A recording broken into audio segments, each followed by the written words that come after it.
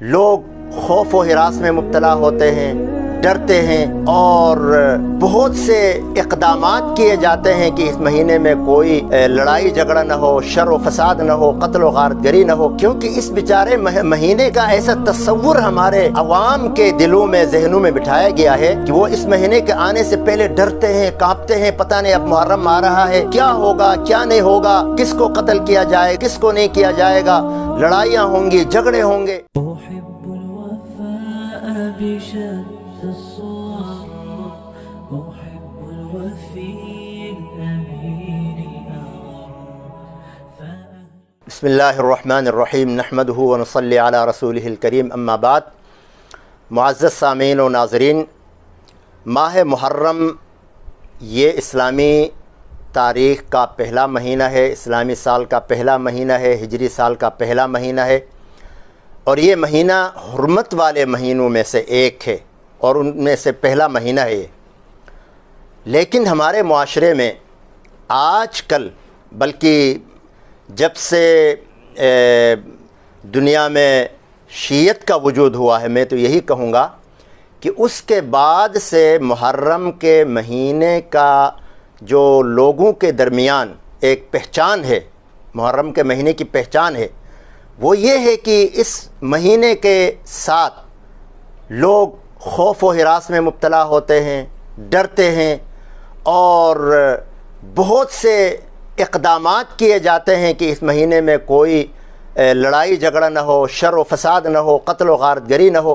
کیونکہ اس بیچارے مہینے کا جو کہ اللہ کا مہینہ ہے، حرمت والا ہے، اس کا ایسا تصور ہمارے عوام کے دلوں میں، ذہنوں میں بٹھایا گیا ہے کہ وہ اس مہینے کے آنے سے پہلے ڈرتے ہیں، کانپتے ہیں، پتہ نہیں اب محرم آ رہا ہے، کیا ہوگا کیا نہیں ہوگا، کس کو قتل کیا جائے گا اور کس کو نہیں کیا جائے گا، لڑائیاں ہوں گی، جھگڑے ہوں گے۔ اور پھر حقیقت یہ ہے کہ اس ماہ محرم کے تقدس کو بھی پامال کیا جاتا ہے، حرمت کو بھی پامال کیا جاتا ہے، اور اس کی پہچان ہی ایک واقعے سے رہ گئی ہے، یعنی شہادت حسین رضی اللہ تعالی عنہ کے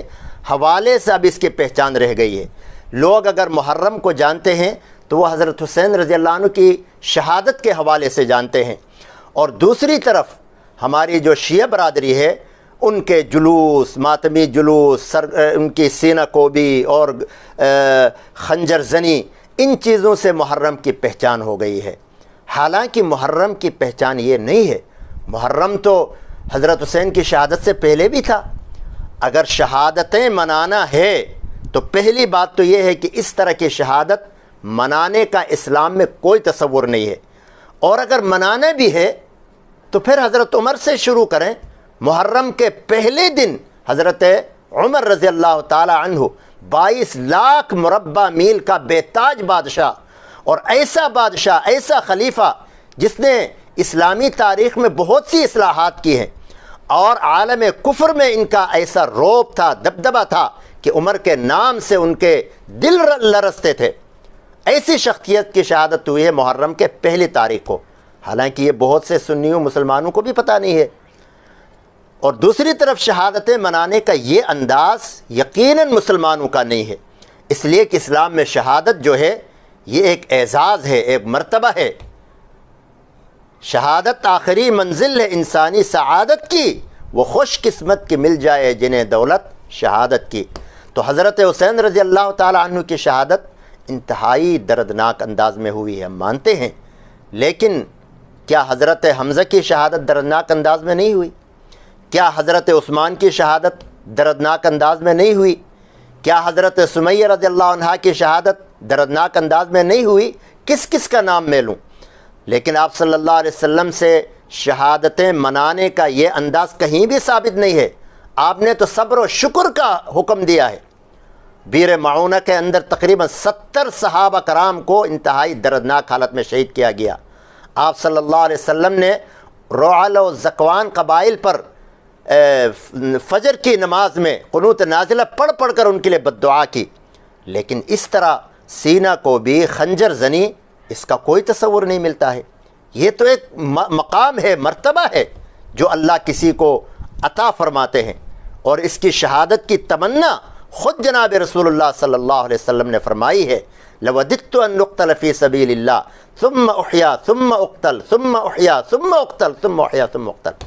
میری تمنا ہے، میں چاہتا ہوں کہ میں اللہ کے راستے میں شہید کیا جاؤں، پھر زندہ کیا جاؤں، پھر شہید کیا جاؤں، پھر زندہ کیا جاؤں، پھر شہید کیا جاؤں۔